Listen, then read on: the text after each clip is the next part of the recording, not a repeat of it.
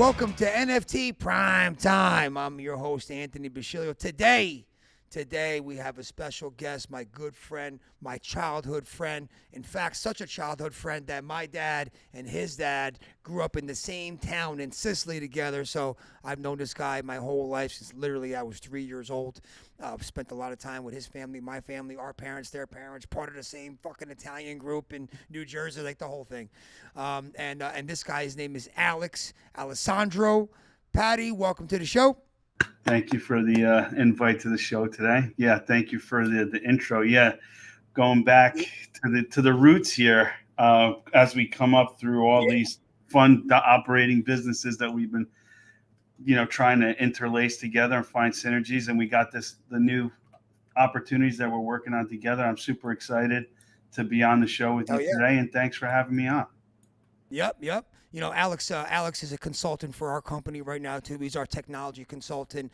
I mean, ever since I even heard the word Bitcoin, 12 years ago, Alex was one of the first people that I even remember even talking about it, and me, back then saying, wow, this is some fake bullshit scam, of course, like a lot of people.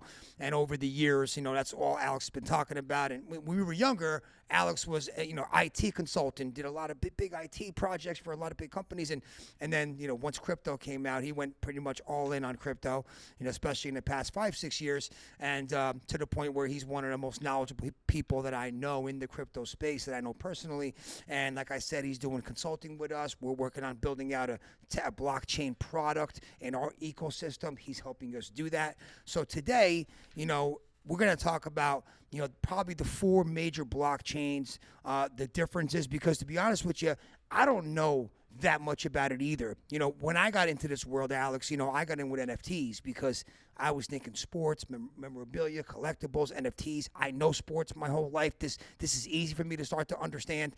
And then I got into the Discord, and then I started to understand crypto language more. And but I still don't know. I know a lot more about NFTs than I do about the actual blockchains, like you do. So I think it'd be good if we discuss probably the top 4, I would say, would be Bitcoin, Ethereum, Polygon, and maybe Cardano. And you can maybe explain the differences between each one. And let's start with Bitcoin, number one, because besides Bitcoin being like the gold, I would guess like the gold of the cryptocurrency, right? Like the gold bullion, right?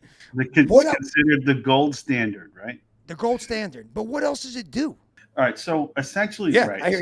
So let's go back to a little bit into a little bit of my history, right? So I did like enterprise architecture, builds, and all these other fun things, and I didn't even know about Bitcoin right from its first inception. I read the white paper, and I was like, "Yeah, this is pretty cool, whatever." A year later, I was approached by a company, and this will kind of give you a little bit of background because Bitcoin is what's called a Generation 1 blockchain, right? So from my perspective, right, what I used to do. I used to build huge data centers for big companies, Microsoft, HP, UPS, all these other big monstrous companies, right? I was approached by these guys. They're like, hey, we know you know how to build these crazy servers. We're mining Bitcoin. What do you need to do? So we'll get into what mining is, right? So mining really is the core of what secures and is the core science, right? And programming beauty of what Bitcoin is. So mining is the consensus programming module, which I'll explain to you, that allows for me to send you money digitally over the internet, right? When the internet was created, there was no money exchange involved. It was just open, right? If I can connect to you, you can connect to me. We could, dial into each other and share information. Then that chat rooms. AOL, video game. You couldn't even put your credit card in. People are like, no way, someone's going to steal my information, right? Right. Fast forward, right? It's like, oh my God. Now, fast forward, Internet Web 1.0 and 2.0 came. E-commerce, right? You got involved in a bunch of those businesses, right? Yep. So you got e-commerce. Now people are securely putting credit cards in there. Into their information and allowing for the exchange of all of their data back and forth. That took a while to build up, and now you've got these big banks that are exchanging, but they're still using the old archaic system of checks and balances of how you swipe a credit card. It dials up or calls into the system that credits it, and then it goes back to the bank. It's a very slow moving system on the back end. On the front end, we just see the quick transparency. So fast forward to what Bitcoin does. Now, this mining in general, what the consensus is miners, what creates the security is the mining. Okay, this is called proof of work. What it does is, instead of using an intermediary like the guy that you swipe your credit card to tell the bank to take the money out of the account and then send you a bill at the end of the month, it's a peer-to-peer transaction, right? But in that peer-to-peer transaction, it takes 15 or so transactions on the Bitcoin network in order to validate writing to a block. Okay, what that means is that's what a blockchain is. Essentially, it's a big consensus database where blocks of information happen to go through the entire chain. All right, what that means is when you have I want to send Anthony 50 cents, right? I want to send him 50 cents, or I want to send him $1, or I want to send him 1 Bitcoin. That transaction flags onto the network, and it says, okay, who can take this transaction? And then 15 of those different things, 15 of those network computers, we'll call them, right? Well, those are the miners. That's what a miner is.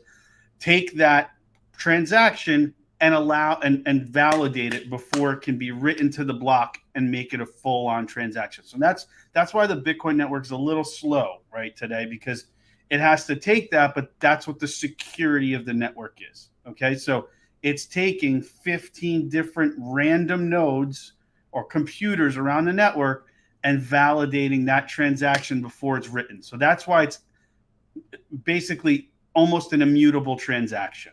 Okay. And that's why the security of the network is so important to why this blockchain has become the gold standard, is because it keeps growing and growing and growing. In issuance of these blocks, there's only going to be 21 million Bitcoin out there. So it creates an inherent value, because now all of these blocks that are created through the Bitcoin network, there's not going to be any more issuance, right? So you have the transaction as it happens, the security of the network, and a limited supply. That's what equates to its value. All right, that's just one of its inherent values there. The reason why it can't be hacked, and we'll talk about, there's two different ways it can be hacked, but it can and it can't, is those 15 nodes on the network itself. Okay, in order to hack one transaction, which is random on the network, okay, you have to hack the block of information before it, the block of information after it, and all 15 of those computers at the exact same time, and know where those things are. In order to do that, you need 51% of the entire Bitcoin network processing power to hack one transaction, which you don't know where it is, how it's being transacted, or where it is, and that's encrypted. So that's what the miners are doing. They're fighting for that transaction, and they're encrypting and decrypting all the information through the network. So that's how it works. Does that make sense? Yeah, it's just amazing to me that people actually came up with this. Well, they were sick and tired of being charged transaction fees, right? You know, when we, you know, that's one of the things, and then secondly, if you read into the white paper, and you can get into philosophical things, but you know, right now we're controlled by the Fed, right? You know, whether it's the Fed in the United States or the Fed or the CBDC or these new central banks of the world that control our monetary system. If you notice, Satoshi Nakamoto is nobody. He's controlled by no corporation. He's controlled by no one person. He can't be targeted. He can't be to do the change. So that's what leads me to the next part of why Bitcoin is really so special. Is it's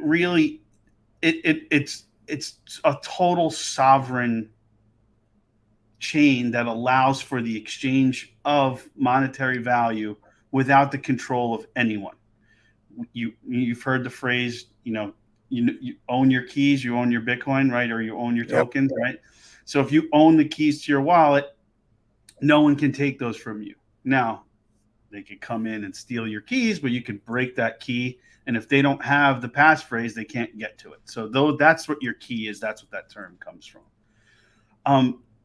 So technology aside, Bitcoin itself is considered a generation one Bitcoin blockchain, right? It's the gold standard. It's what all of these other blockchains are and networks are kind of broken off of this type of code. It is, again, I said it's a proof of work consensus network, okay, that allows for these transactions to happen. And there's other ways to build on top of this network. And you've heard of these things called sidechains, like the Lightning Network is being built for Bitcoin, right? So you can kind of do these faster transactions that allow things to be written to that blockchain to create other types of monetary exchange or different types of proof of stake and proof of work products that can be run through that chain that want to either utilize the security or utilize its exchange method. Now you could trade the token or build products to run on top of these different blockchains. So what I'm consulting with you right now, right? You guys are building your own, system, right? Your own blockchain essentially, but using components of other different blockchains together, right? So whereas blockchain or Bitcoin right now is considered the gold standard, okay, it's also considered a store of value. And then we could get into like what the SEC is doing and the CFTC is, right? So what are they doing? Regulation, right? In order for people to invest in it, it needs to have some type of regulation. So right now, there's only two coins on the market or tokens on the market that are considered commodities. And that is Bitcoin and Ethereum, because inherently of themselves, one is considered a store of value. It's just a token. There's nothing on top of it. And the side chains and all the layer 2 things that come out where you get all these ICOs and different networks, those are now are going to essentially be considered a you could call it a security, but essentially there's security in code and then there's security as a residual value. Yeah, I get that. Well, let me ask you a question. Why was Ethereum, why did that become the blockchain for NFTs? Now I know we have Solana and all these other, but why is Ethereum 95% of it? Perfect segue, right? So we've gotten through Bitcoin. Bitcoin's the gold standard. It's a blockchain. It's a network. It's a consensus network by proof of work, right? The network nodes are validating the blocks of information, creating the network security. It's a store of value, and it has side chains that allow you to build on top of it, right? That came afterwards, and that's the Lightning Network that everyone's kind of just building on. Ethereum is a generation 2 network. It's considered to be the software of the network, right? So where Bitcoin is, IBM, we'll call it, Ethereum is Microsoft, where you can build all these different things on top of those networks, right? So Ethereum said, okay, I want to do what Bitcoin does, but I want to be able to create smart contracts through virtual machines. The original idea behind it really was, all right, how do I tokenize my staking technology, right? My proof of work technology. And what they did is they came out with an ERC20 token, much like Bitcoin, but they allowed for the programming of that token to create smart contracts. So that was the birth of smart contracts, right? So the ERC20 token creates transactions through consensus on a proof of work network that give you the programming technology, a language called they use it's called Solidity. So Ethereum was the first blockchain to enable smart contract utilization, whatever it may be. So really they were the first. They were the ones that were chosen because they were the first to market with this. Yes, exactly. So if you think about it, right, they call it, the Ethereum virtual machine. So think about Amazon, right? What does Amazon do? They sell you parts of their Amazon Web Services. They sell you part of their processing power, okay, in order to run your Web 2.0 services, your web servers, your email, your this, your that, your programming, right? So Ethereum does that on a blockchain, right? So they say, here's our processing power, create these digital applications, so there was DApps, and then there was ICOs, where you can take the Ethereum network, create your own ERC token, and create your own network. And that's what created all the DeFi networks, all the ICOs, all the NFT companies, and all these different, all these different types of side chains, if you will, that allow for these types of smart contracts or decentralized networks to operate on that, using that technology, and to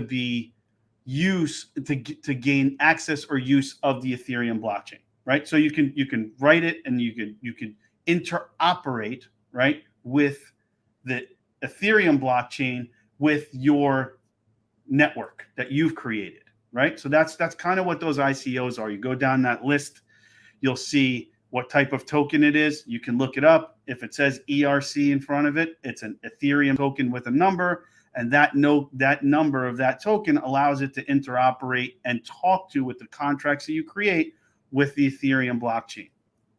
Okay, so that's basically the breakdown of that. So that, again, it's the birth of the smart contract. Ethereum is considered to be the generation 2 of blockchains, right?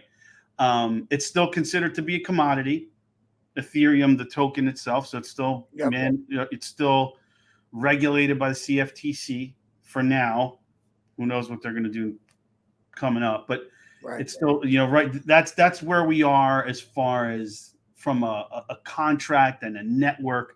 I always, when I try to explain it to people, they're the Microsoft to IBM. They created, IBM made the hardware back in the day, when we were growing up. Sure. And then, Microsoft brought the software the software and the hardware to your house so you could use it. You didn't have to go to work and punch cards and do all the other stuff like that, like old school computing, right?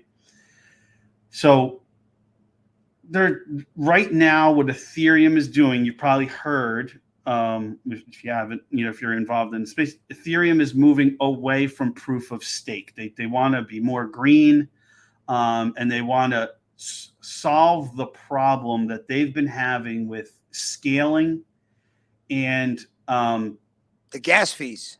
But I don't think the gas fees are going to go away for a while. Okay, they're going to solve the energy problem, but they're not going to solve the gas fees for quite some time, because they're going to have to, again, Ethereum price, the transactions still happen based on the token itself. So if Ethereum keeps going up in value, right, it goes back up to 3,000. Some people say it's going to 300,000. Right, like imagine $300,000 ETH price, right? It's still based on that transaction. So that in and of itself brings out a new solution providers like Polygon, right? So that's kind of where we're going here. Is they're going away from a proof of work to a proof of stake network. Okay, proof of stake, what that means is, instead of using a computer or a graphics card or however you want to word it, a miner, okay, to process that transaction, which is just encrypting and decrypting and allowing that to read into the consensus model that provides security for the network, you are staking your tokens that you own to that network. And what staking, the simplest term for staking is agreeing to put your token in a custodial wallet, okay, that says, I am not going to trade or sell my token in order for it to be used to unlock and relock a transaction. your token is being used to encrypt and decrypt the transaction. Does that make sense? So it's similar. I mean, if we're using dollars as an example, it's similar than giving your money into the bank and letting them use that money to go whatever the fuck they do with it. Exactly.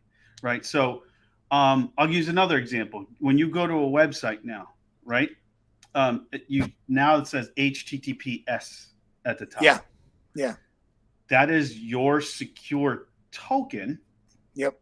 Access it. There's a public and private key, right? Yep. So you're providing your tokens to the network, okay, for the purpose of unlocking and relocking those transactions so they can be written in a consensus model. So when you go, the public and private key, that's held by whatever company, GoDaddy or whatever the company is that you use to buy your SSL certificate. SSL, yeah. Secure socket layer, right? That's their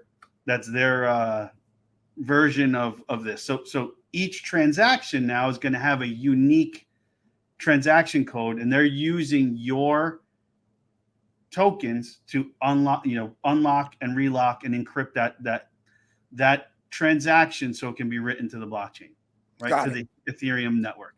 So that's all it means when you're staking. You're taking your tokens, you're providing them to a staking provider, they're using your tokens, and every time a transaction happens on that network through your token, you're rewarded with how many transactions go through, right? In Ethereum's case, what they did as they were leading up to the merge, which they say is happening September sometime, 13th, 14th, 15th, 16th, 17th, who knows? We'll see what happens. If you dedicated if you took your tokens, which at the time I staked 2 Ethereum with Coinbase. Well, you do with Coinbase, but if you did it directly with Ethereum, you were required to do a minimum of 30 ETH to become a validator node, which is still true to this day, but they increased it to 45, I believe. Gotcha. So 45 ETH to become a validator node. In return, through all this NFT craze that happened, you were rewarded with over 20% yield, right? Yep. Maybe 20 plus, depending on when this whole idea of the ETH, 2.0 network that was coming happened. But what happened in the meantime, right? And this is now we got NFTs, we got smart contracts. You had all the companies that got shaken out during this ICO phase, right? All these companies, they're scams, they're this, they're that. The money went in, money went out, markets went up, markets went down. The companies that remained in that ICO phase now had all the smart contracts. They had all the companies merged. All these DeFi protocols came out. Now you have functional utility that needed to happen on Ethereum, and all blockchains have this problem where you get to 30 million users and the whole blockchain goes to a complete stop. It's so slow. You've seen this happen, right? Dude, I saw when gas fees went up to like $100, $150, and transactions would fail. I mean, we call them gas wars. There was a gas war. I mean, when I first started, you were paying like $3, and all of a sudden it was 10, 20, 50, 80. And motherfuckers were paying. I was paying because I was FOMOing on some of these projects, and I was willing to pay $150 in gas fees, which is insanity looking back on it now. It's insanity, right? Yeah. The whole point is not to have transaction fees. Now we're paying hundreds of dollars. So that was the concept of the network. We talked about it before, right? The Ethereum virtual machine. That's what created the token. The network, the Ethereum network, was based on transaction fees, right? It's like, okay, if you're going to use the network, you have to pay a fee. But no one thought that Ethereum was going to be $3,000, $4,000, right? When the price of the coin went up so high, and the network was so bogged down by 30 million, 40 million people trying to make a transaction, it just the way the network was built, it ratcheted up the fees based on the network, right? Yep. It just happened, you know, and that was the moment of adoption, right? So with all of these things, and you know, even in building your project, right? We talked about this. This was one of the core components of the conversation when we started talking about it, was gas fees, right? Yep. What if we build this? How are we going to afford? Let's just say we get to that 30 million user, you know, capacity of the Ethereum network or whatever it is at the time, right? How will we still be in business by charging $3,000 to send somebody a receipt? That's why you came up with a layer 2 solution, which would be Polygon. Exactly, right? So now you have a bunch of different layer 2. But here's what I don't understand. Right? So fine, Polygons, it's pennies, right? And the prices. But if everybody is moving towards using that blockchain, wouldn't the same thing happen to them? No. So why? So let me explain to you. So Polygon is a layer 2 of a Gen 2 network. Okay. So what all it's doing is, and here's the simplest way to explain it, right? Your network is too expensive to run on. They came up with a technology that says, okay, here's what we're going to do. It's called ZK rollups. Okay. So basically said, all right, here's what I'm going to do. Your blockchain is slow. It's decentralized. It's all around the world. We get it. It's expensive. You're still on proof of work. Cool. Here's what we'll do. We'll allow you to scale. We'll write a program for you to scale your network, okay? And we'll take, remember I told you before, these blocks of information, right? Instead of taking 9 million transactions, I need an NFT, I need an NFT, I need an NFT, I need an NFT. They created a centralized, some of them are centralized, most of them are, a centralized option that says, okay, here's what I'm going to do. I'm going to take this one transaction token. I'm going to roll up all of these transactions. I'm going to do them for you super fast because I'm centralized. I have the processing power. I scaled up 10,000 nodes at Amazon to create this, right? And I'm going to take all those transactions. I'm going to make them happen. And I'm going to give you one block at inside your network. Okay. So when it comes time for me, I'm going to give you I'm going to do all the computation. I'm going to do all of these things. I'm going to roll it up into one write to the Ethereum network. And then I'll be able to do it much cheaper because I'm doing it in a centralized, easier, more scalable solution that will allow us to take advantage of all the smart contracts, all those things, but I'm doing it on a centralized network that has more processing power. And I'm going to just do it in one transaction versus a million at a time. It's almost like a DBA. Exactly. But that's what these things are, right? So essentially it's like how many, you have how many people in one of your offices, right? Like a little over 50.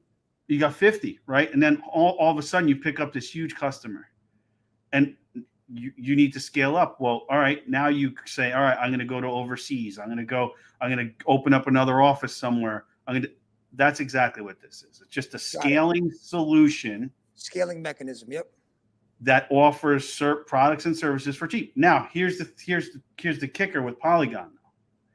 Polygon is, they have a very unique position.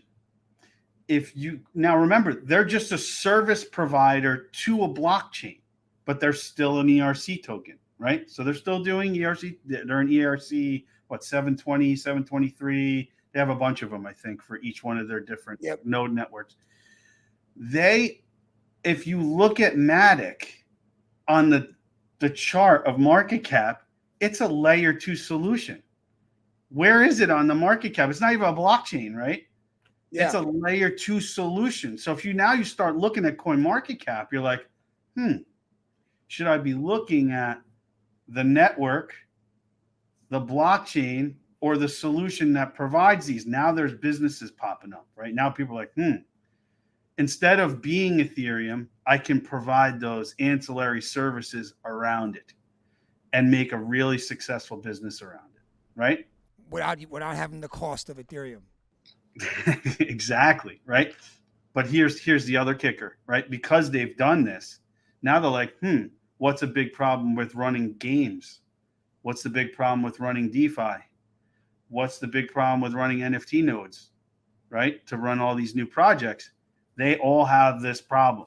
So now they're creating their own sidechain network, right? That allows their already proof of stake mechanism, because Ethereum's trying to get there, right? Which will happen hopefully next month. We'll see. And it already has a proof of stake mechanism, writes into the ZK rollup. The ZK rollup writes to Ethereum, and they just keep going. But now they can create their own underlying chain, much like all these other ICOs do. And now they can become their own network and their own service provider. So it's a double-edged sword for ETH, right? Right. What's going to happen with these layer 2 products, okay, if ETH goes to proof of stake and it solves the scaling problem, does it? Well, so basically ETH is the problem that they created. They're solving it with their own layer 2, right? So the problem that ETH has, that Polygon took advantage of. ETH may not need its own layer 2. That's why I said before. Right. And then what'll happen to Polygon? And right. The transaction fees aren't going to go that. They still have to solve that problem. Right now, the problem that they're solving is getting away from proof of work to proof of stake, right? Once they have that solved, then they can really start, okay, we're going to burn ETH. We're going to use they'll figure out what the staking mechanism is to bring down the transaction fees. Gotcha. You want that, though. And I'll give you an example. People say, Bitcoin has never been hacked. Actually, it has. 2010. Okay, so what happened was the Bitcoin network, or Bitcoin blockchain at the time, the Bitcoin blockchain at the time released a network upgrade. And there are a bunch of hackers, developers that took advantage of that network, and created 183 Bitcoin and launched them onto the network. Well, guess what? Wow. Okay, guess what? Oh, this is why Bitcoin is a network. And the developer said, oh, you guys want to be smart? Okay, well, we'll just fork the code. You go do your thing over there. And now this is really the Bitcoin network, right? So that's what a fork is, right? So you could take a network like Ethereum. What you do is, like all these ICOs, they fork the Ethereum code, create their own network, and then they feed into it. And that's how you're able to interoperate, right? So you want slow roll-ups, right? You want slow change in the network. That provides the security, right? That says, and that's why Bitcoin's a gold standard, is because not many changes happen ever to it, because it's working great. And you have to have, what's the key in all of blockchain? Consensus. All of the nodes have to agree to that change. They all have to agree. Exactly. And that's how we got Lightning Network, if you remember, right? Last year, 2 years ago, right? All of the nodes had to agree, and that took how many months to agree to extend the network, look at the code. Everyone said, okay. Boom, that's how we got Lightning Network. So now all these Lightning things are happening, kind of like you get smart contracts on Bitcoin and all these other things. It's slow to move, but it works, and it works right. This is very, very interesting. No, I just, like I said, this is the part of the crypto world that I don't know a lot about.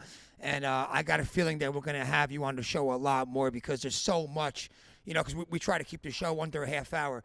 And, but there's so much to understand about, how it started, where it's going. I mean, it's complicated, but, by constantly educating myself or listening to guys like you, I just gain more and more. But it also shows me how much little I really know about the whole fucking thing. It's insanity. But you know what though? There's no everyone's like, oh, I'm an expert. Like you're not. I'm not an expert, and I've been doing this. You're learning every day. Every day is a new project. Like last week, I did a deep dive on Optimism. right? Have you heard of Optimism? No. It's basically Polygon, but with security-based transactions. So they add, the reason why I was looking at it is because of our project, right? Yeah. What other layer 2s can we develop on that can provide the security of our transaction? And the low get the transaction cost. Boom, you got it. All right. If you look at what Optimism does, it's pretty much almost a clone, but they have instead of having ZK rollups, it's called Optimism, right? So Optimism says, hey, I'm optimistic that, that my transaction is secure and I can hide the things in that transaction as it processes to the Ethereum network in order for it to be written to the block in a pure consensus method, right? So these are the things that I continuously do research so I can bring you the best information as we're developing what we're trying to do is secure transaction enterprise information for our customers, right? Yep, I love it, dude. I love it, man. This is you're gonna have to come on a lot more than this. I hope you know that, because you're the fucking expert here.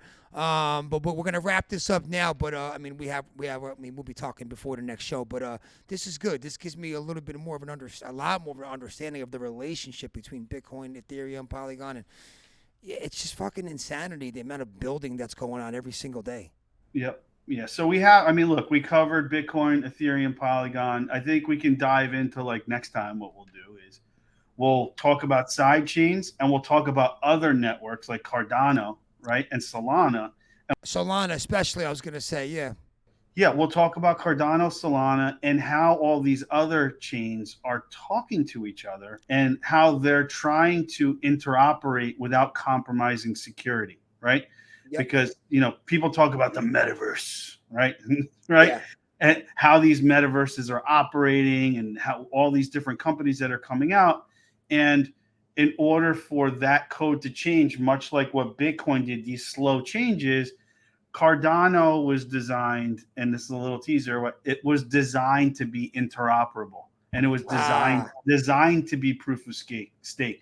And it was designed to distribute wealth and take it away from the bad actors and give the control to people. So it's a really good, I would definitely recommend looking into Charles Hoskins, how he helped develop Ethereum and why he felt the need to create Cardano and what it's doing for the marketplace. Some people say it's a scam. It's not. I don't believe. I really like what he's doing, and I think it's his focus is to redistribute power from unaccountable structures to individuals to create positive change. So those are the projects that he will help develop and fund behind what he's developing. So really cool stuff. Solana, gaming, network, NFTs. There's things that happen with hacking and all that other stuff, but all these things happen as project scale. And that's why when I look into things and I advise these different companies, say, these are the risks, these are the rewards. And then there's the legal side of it and say, these are what we're trying to do to protect as we scale these new Web 3.0 businesses. So. Gotcha. So next time we're out, we'll start with Cardano, and then I want to talk about tokens and how these tokens hold value and how they're being used in the real world and what ApeCoin's looking to do and shit like that. So this is a good conversation, man. Thank you for coming on. I know we'll be talking soon anyway about business, but yeah, you're going to be my go-to on this podcast when it comes to real solid information, man. I appreciate it. All right, brother. I'll talk to you soon, and yeah, I look forward to the next cast. That wraps up NFT Prime Time. I hope you got some education out of that. Definitely confusing if you don't know this shit, but the only way to learn is by watching and learning and teaching yourself. So thanks for showing up. Until next week, NFT Prime Time.